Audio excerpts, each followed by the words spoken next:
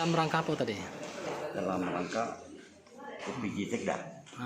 Nomor 1, beliau itu pernah ngirim ke kami minta data perusahaan yang ada di Kabupaten Merauke di bawah pimpinan Asosiasi Kapensi. Kami sampaikan, sudah kami sampaikan. Yang kedua, kami mau nanya, kapan kira-kira proyek APBD Kabupaten Merauke ini bisa tender? Karena mengingat masyarakat di bawah sudah menjadi dengan suasana COVID ini.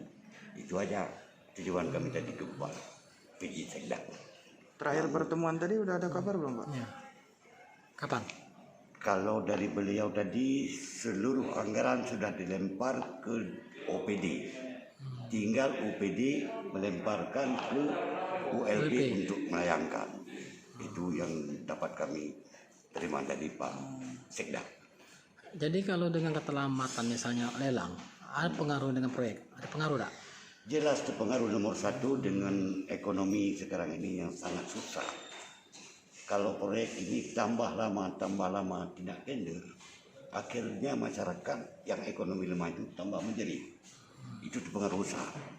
Tapi apabila proyek ini berjalan, ya otomatis masyarakat sudah ada kerjaan, sudah ada pemasukan.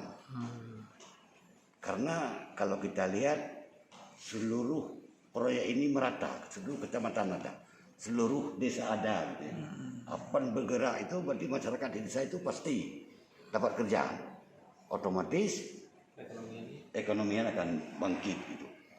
Untuk proyek sendiri, kalau sedikit waktu misalnya kan, pengaruh kualitas proyek itu dengan sedikit waktu. Kalau saya lihat dengan proyek ini, ada satu proyek yang mungkin terpengaruh. Kalau yang besar gitu ya, kalau yang kecil ini masih ada waktunya, memang masih panjang. Karena kebanyakan kerjaan itu 180 hari. Itu yang besar gitu ya.